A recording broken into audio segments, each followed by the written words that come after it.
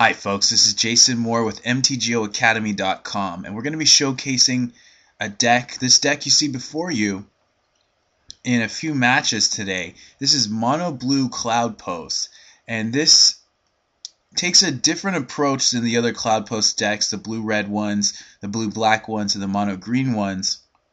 But I really like the angle that this deck comes from and the way it establishes its game plan.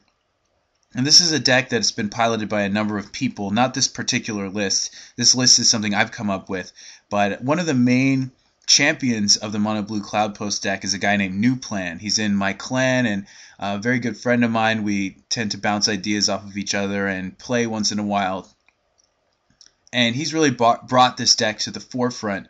So definitely a big thanks to him for making players more aware of this deck in general and the concept. So I took the basic concept that the deck operates off of, and I added in my own options, my own card choices from there.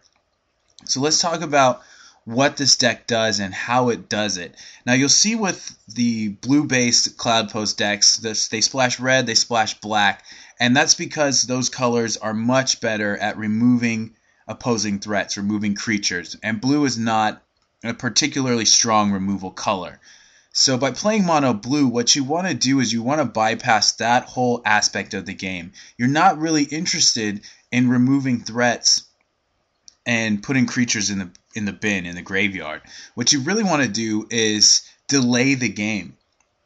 You want to postpone those threats from dealing a significant amount of damage, and you just want to buy time for yourself. So you're going to have a lot more bounce spells, you're going to have a lot more counter magic, you're going to have a lot more card draw. Just things that are going to help you develop your game to the mid and late stages while keeping your opponent still stuck in that early game mode, really inhibiting their development, which is going to make your late game be much, much stronger than theirs. So let's talk about what is actually in the deck here. We've got the Cloud Post and Glimmer Post. Obviously, they synergize very well with each other, generating a ton of mana, gaining you life throughout the game, getting exponentially more powerful as the game goes on. From there, we're playing 17 islands. So I'm playing a total of 25 land, which is more than most Cloud Post players play.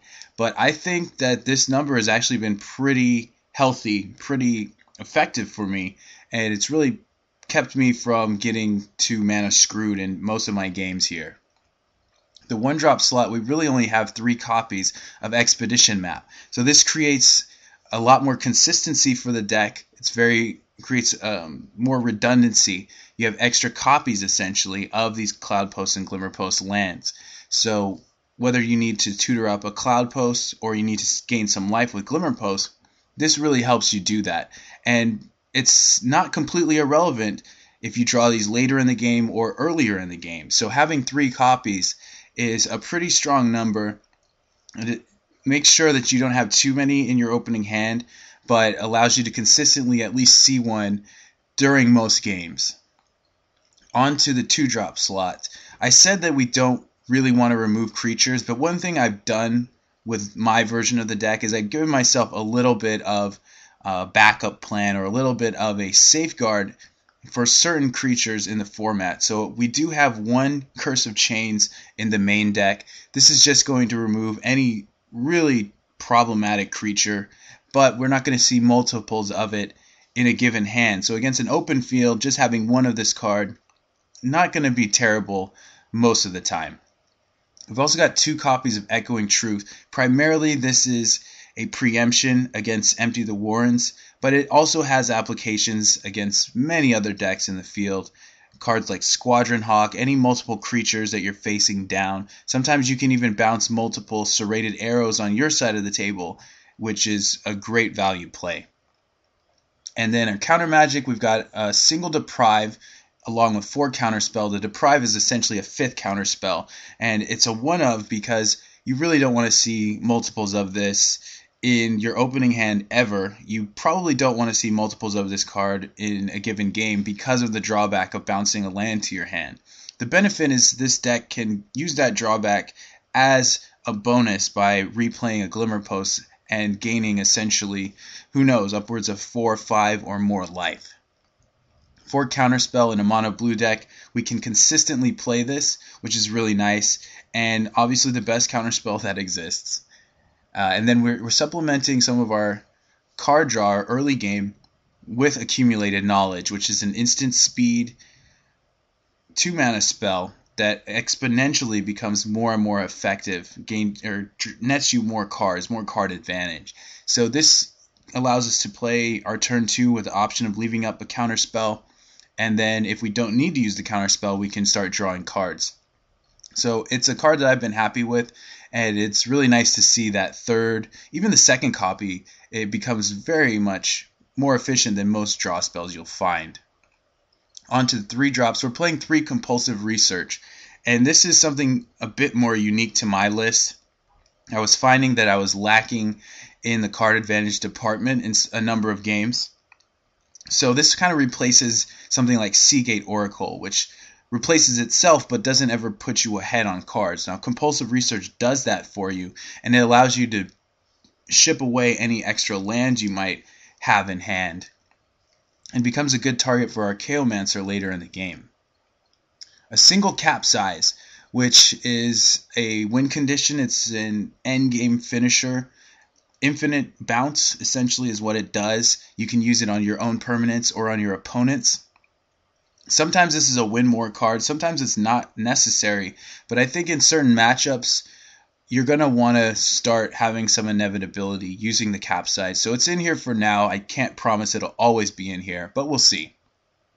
Single Ghostly Flicker, and this is also a bit of a win condition, I have to say. It is incredibly powerful, and it's a card that you combo with the Archaeomancer in order to create an infinite loop of spells. This does almost anything you want it to. It creates more removal for you with Serrated Arrows. It gains you more life with Glimmer Post, draws you more cards with Mulldrifter, and it's really great. So we have a singleton here because we can bring it back with Archaeomancers, and we don't really want to see multiples of it in the opening hand ever. We also have a single Mana War, and this is just another tempo play we can make. It gets us a creature, sets them back a portion of their turn, and creates a blocker. So whenever I draw this, I'm actually pretty happy to see it. So it's nice as a one of in that regard. And we can even bounce our own guys to get some value as well. 2 Archaeomancer. You could play Mnemonic Wall if you like. I think this is a little better on the curve. I love the fact that it comes down earlier than the Mnemonic Wall. And I have currently not had much issue keeping her alive when I want to. Sometimes it means waiting an extra turn so you can use some counter magic or use Ghostly Flicker in a defensive kind of way. But it's really not that big of an issue that she's a 1/2, and she often can get in for damage, which is not insignificant. 2 Serrated Arrows. This is, again, like the Curse of Chains, a main deck backup plan in case our tempo is behind and we do need to start removing creatures. So we have this 2 Serrated Arrows. We have a third in the sideboard as well. Great with Ghostly Flicker and Echoing Truth, in addition to every other card in the deck. And then 4 Mulldrifter, very powerful card, especially when Ghostly Flicker is a part of the equation. This is going to create a blocker or an attacker with card advantage built in.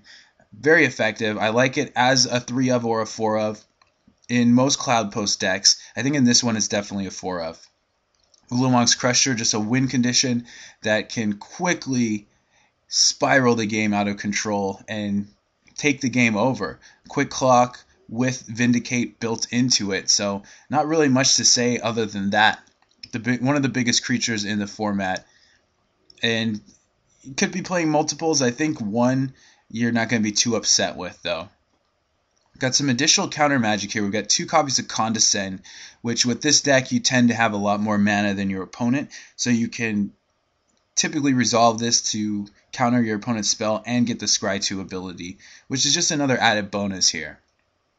And 3 copies of Repeal. This is sometimes the most cited out card because there are some matchups where the converted mana cost is just too high to feasibly use this. But against creature decks, the early drops, This is really cool because it draws you a card and is an unsummon built into that. So I like this card. It does get sided out quite a bit, but we've got 3 of here. You see it in most games, but don't really see multiples too often. Now let's go on to the sideboard here. 2 copies of Curfew. This is a way to combat infect decks, combat hexproof decks, because it circumvents their built-in hexproof or their Vines of Vastwood, Apostle's Blessing cards that are going to give protection. This is almost like an edict effect in a sense. We also have a second copy of Curse of Chains for those creature matchups where we really want to just save ourselves in the early game, preserve our life total, and keep the board from getting too out of hand. For Dispel, other blue matchups, other Cloud Post matchups. Against Storm, I bring in Dispel as well. Very cost-effective counterspell. 2 more copies of Echoing Truth can come in against any deck where you want to manage the board. Most effective against Empty the Warrens. Cards like Squadron Hawk as well. 2 Hydroblast, again against blue-red posts. Against Storm, you can bring it in against Affinity, obviously Goblins, any red decks. You're not going to be too unhappy with a Hydroblast. 2 Una's Gate Warden. This is something that I've been a big fan of since playing Mono Blue Control previously. And you want this against those hexproof decks, those Mono Green Stompy decks, and Infect as well. Pretty much any aggressive creature deck. You got an early blocker. Again, circumvents Silhana Ledgewalker, hexproof, and the Wither really protects against those pump spells. So they can pump a creature, but the -1/-1 counters will stay on. Relic of Progenitus is a token graveyard hate spell. I actually will bring this in to combat things like Rancor and Young Wolf as well. But if we hit Tortured Existence, never too bad to have this guy. And the third Serrated Arrows again for creature matchups. So this is Mono Blue Cloud Post, and we're going to take it into some matches here against various decks in the field. Let me know what you think of the list. Let me know what you think of the gameplay, and we'll just get right into the matches. So thanks for watching.